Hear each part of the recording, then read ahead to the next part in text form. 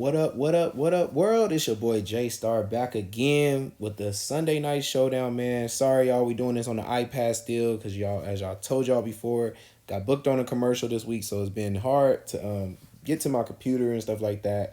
And shooting this big spot, man, is crazy. So, but trying to still knock out these videos for y'all. So we got the Sunday night game. As I always do, I'll go over defensive scheme, giving y'all the fantasy points per position. So that way we can figure out how to attack this. So let's get right into it. Both of these teams run a 4-3 defense, and which means you just kind of want to establish the run to set up a big play down the field for your big play receivers. So I would say the Colts and the Dallas Cowboys kind of both play that type of offensive scheme anyways. They both run, and do play action off of their runs and stuff like that. I would just say, though, Dallas still kind of runs they kind of been doing kind of two wide receiver sets lately because they didn't have James Washington, which he is being activated, I believe, maybe from the IR. I think he's way down here. So keeping notice on this because yep, designated to return. So gotta check back, what is it, like Wednesday, or I mean not Wednesday, Sunday, morning and stuff like that, and see if he's gonna be for sure able to go and things. But they've been missing him. Dallas usually runs a three wide receiver set, but I feel like they kind of been doing a little bit of two, and kind of even having both running backs in too as well, with Pollard and Elliott sometimes. So, but let's go over the fantasy points per position here. It looks like we got the Colts giving up about 16.4 to quarterback, 24 to running back, 26 to wide receiver, which is probably one of the lowest in the league. But tight end is 11.8. Defense, though, they're giving up 10.6. And a kicker, they're giving up 8.2. Cowboys on the other side, though, is giving up 14 points to quarterback. So next lowest, I would say. Running back only 20 points. Wide receiver 32.9. Tight end 8.7. And defense is only giving up about 3.3. They've been giving the defenses, and 8.8 to kickers. Or my bad. I think that's, oh, never mind. That's three. No, it's 8.8. My bad. I thought it was 3.8 for a second there. But yeah, so 8.8 to kickers.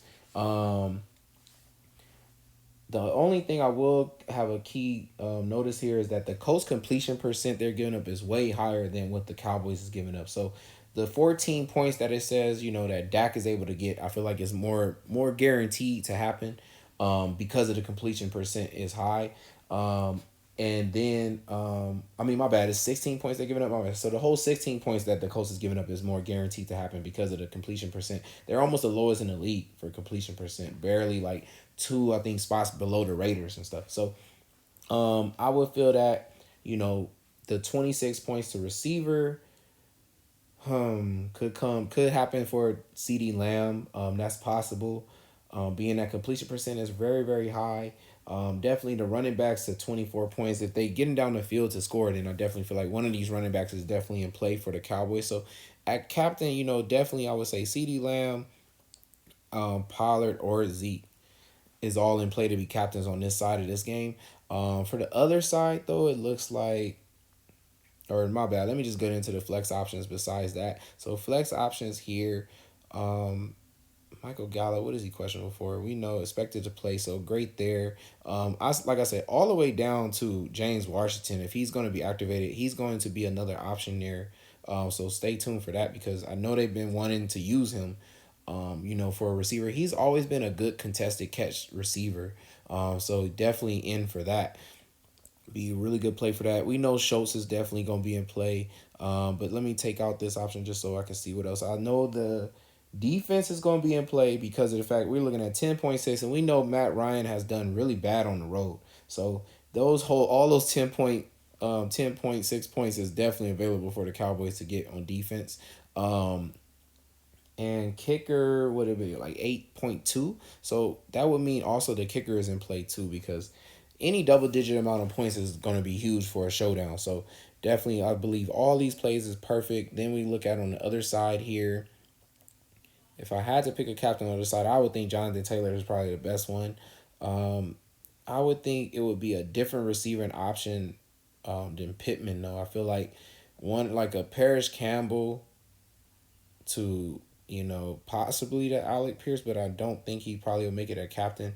Jelani Woods was such a great spot last week, but now it looks like Granson is going to be back. So that's going to take up the big play and Jelani Woods being such a good spot. But this is probably the best two options here. I know you can say Pittman if you believe he's going to be able to catch the ball, but completion percent is a lot lower against the Cowboys. But we're looking at with like 14th in the league, so they're more closer to being a top 10 defense, in completion percent wise. And Matt Ryan seems to struggle a lot on the road, so I don't really want to take a chance because he had probably a better matchup the last week when he had Steelers and stuff like that, and he didn't show up then. And he hasn't shown up on any showdowns anyway, so I'm kind of tired of even thinking of Matt Ryan's plays, to even play people with him. But let's see. So besides like a Jelani Woods, like I said, I feel like he goes back to being a third string tight end. Alec Pierce will be in play. Pittman is in play, and then it would be the kicker, I would say, because we was looking at about like 8 points there. And I don't really think the defense is in play because we're only looking at like 3.3 points there. So wouldn't think the defense is going to be able to do much there. Granson, as I would say, is a decent play too for 2,800 because he's going to be back probably on the field like we normally seen him be. I really liked it. I like their what I want to say more when Jelani Woods was like out there starting because there was no Granson. Just because of the fact that when Granson and Ali Cox is out there, it's so hard to pick their tight ends because they both are into block most of the time. When Jelani Woods is out there, he doesn't block. He runs routes. So it's really great to see that. Like last week we had it was kind of really easy to say that, oh, it's gonna be Jelani Woods. For the first time we was able to say that for the Colts. But like besides that, like I said, kicker and one of those tight ends, you want to take a shot there, you can take a shot there. When I'm building a lineup here though, just trying to figure this out, and man, I'm like, I like the 26 points is very like possible for Lamb to get like all 26 of those points at receiver just because of the fact that he doesn't have to line up with Gilmore and the completion percent is so high. And we seen even I want to say last week when they played the Steelers, both of those receivers did pretty well.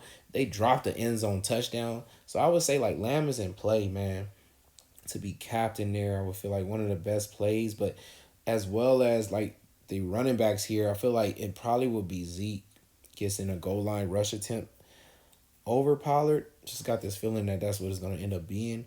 I definitely feel like I should take a receiver on the other side because the most fantasy points goes to receiver. I just don't feel like it probably won't be the best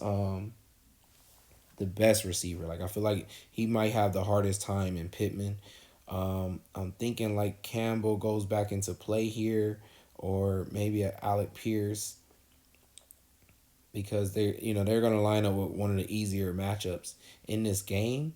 They did take a deep shot. He just didn't connect with Alec Pierce last week when he took these 2 shots. But they took their shot for the end zone, so I might take that as a good play because he was on the right side, which the right side is the weaker cornerback against Dallas because it's not Diggs because he lines up most of the time on the left.